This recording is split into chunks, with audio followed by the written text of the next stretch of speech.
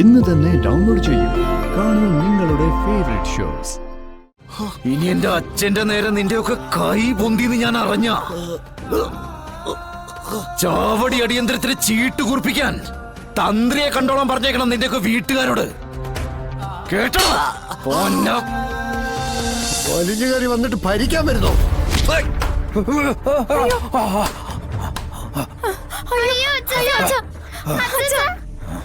എഴുന്നേക്ക്.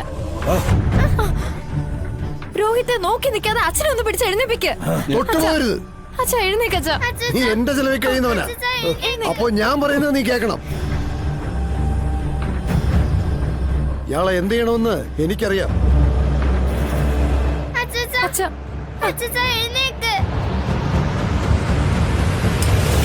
അയ്യോ അയ്യോ, അച്ഛനെ ഒന്നും ചെയ്യല്ലേ, അച്ഛനെ ഒന്നും ചെയ്യല്ലേ. എന്റെ അച്ഛൻ എഴുന്നേക്ക്. അച്ഛനൊരു പാവ. പാവം. എന്റെ ജീവിതം തകർത്തവൻ. രോഹിത്തെ ഒന്ന് പറ. രോഹിത്തെ അച്ഛനൊന്നും ചെയ്യില്ലെന്നൊന്ന് പറ. രോഹിത്തെ നിന്നെ ഒരിക്കൽ കൊന്നിട്ട് നാട് വിടാൻ കാത്തിരുന്നവനാ ഞാൻ. ആ പക ഇപ്പോഴും മനസ്സിൽ കിടക്കുന്നതുകൊണ്ട് അതിപ്പോ ചെയ്യാൻ എനിക്ക് മടിയില്ല. എന്റെ അച്ഛനെ വീട്. അയ്യോ, എന്റെ അച്ഛനെ അയ്യോ അമ്മ, എഴുന്നേക്ക്. പക്ഷെ ഒരടി അത് നിനക്കിട്ട് തരണോന്ന് കരുതിയിട്ട് കുറച്ചു നാളായി. അത് ഞാൻ ഇപ്പൊ തരിക. ചേട്ടനെ തല്ലിന്നൊരു പേര് വരുമായിരിക്കും. അത് ഞാൻ അലങ്കാരമായിട്ട് കൊണ്ടു നടന്നോളാം.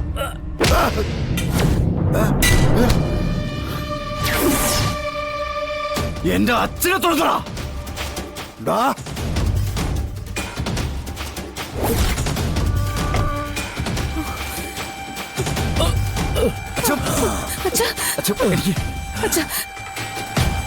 എഴുന്നേക്ക്. എഴുന്നേക്ക്. എഴുന്നേക്ക്.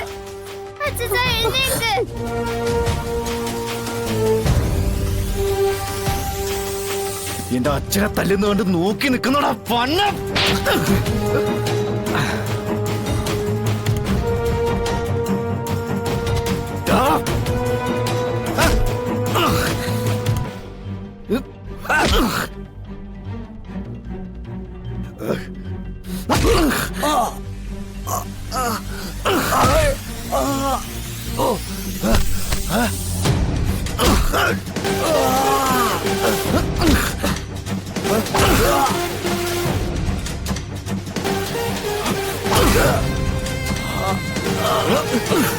എന്റെ അച്ഛനെ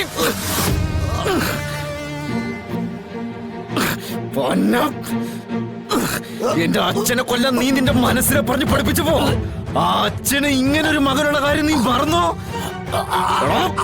അതോ നിന്റെ കഷ്ടകാലം നിന്നെ ബോധപൂർവം മറപ്പിച്ചതാണോ?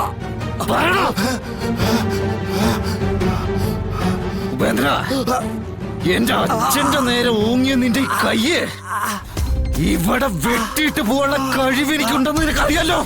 ഇല്ല, അത് മനസ്സിലാക്കിക്കൊണ്ട് അനുസരണോട് എന്റെ അച്ഛനോട് മാപ്പ് പറയണ.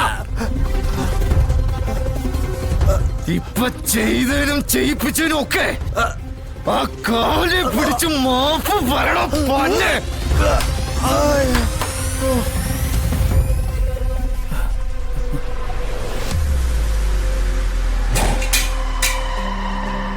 പറയണ, അല്ലെങ്കിൽ നിന്നെ ഇവിടെ വെച്ച് തീർക്കും. പറയണം. വിഷ്ണു, ഇനി എന്നെ തല്ലരുത്. ഞാൻ എന്ത് വേണമെങ്കിലും പറയാം. ചേട്ടാ, ഞാൻ ഇങ്ങനെയൊക്കെ പ്രവർത്തിച്ചതിന് മാപ്പ്. ഇനി ആവർത്തിക്കില്ല. ഇപ്പൊ നിനക്ക് ഒരച്ഛനേ ഉള്ളൂ, അത് ഞാനാ.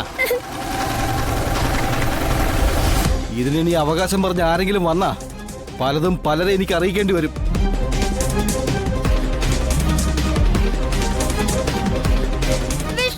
നിക്കടിയോടെ. ഒരിക്കലും നിങ്ങളെ ആരെയും ചതിക്കണമെന്ന് കരുതിയല്ല ഞാനന്ന് അങ്ങനെ ചെയ്തത്. അപ്പോഴത്തെ സാഹചര്യത്തിൽ ശ്യാമയുടെ ജീവിതം തകരാതിരിക്കാൻ, സത്യമ്മയുടെ സ്നേഹം അവൾക്ക് നഷ്ടപ്പെടാതിരിക്കാൻ, പിന്നെ നിങ്ങൾക്ക് രണ്ടുപേർക്ക് നല്ലൊരു ജീവിതം കിട്ടാൻ.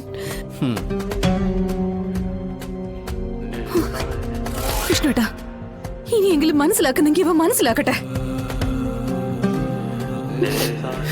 അച്ഛനെയും കൊണ്ട് നമുക്ക് പോ. ശ്യാമേ, പപ്പിമോളെ ഞാൻ നിന്നെ ഏൽപ്പിച്ചിരിക്കുന്നത് അത് വളർത്താനാ, അല്ലാതെ അവളെ തളർത്താനല്ല. കുഞ്ഞിച്ചി,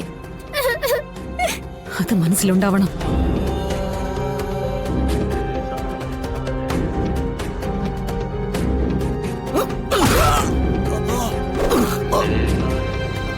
ഇനി എന്റെ അച്ഛന്റെ നേരെ നിന്റെയൊക്കെ കൈ പൊന്തിന്ന് ഞാൻ അറിഞ്ഞ ചാവടി അടിയന്തരത്തിന് ചീട്ട് കുറിപ്പിക്കാൻ തന്ത്രിയെ കണ്ടോളാൻ പറഞ്ഞേക്കണം നിന്റെയൊക്കെ വീട്ടുകാരോട്. കേട്ടോ? പൊന്ന വാ.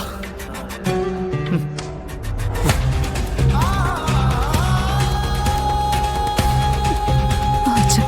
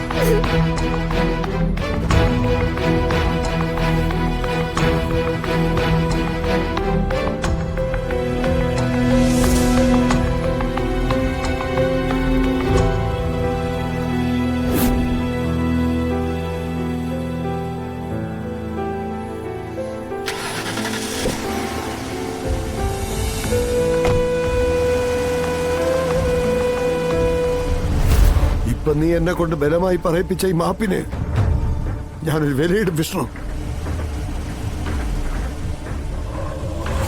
അത് താങ്ങാൻ നീ നിന്റെ അച്ഛനും തയ്യാറായിക്കോ.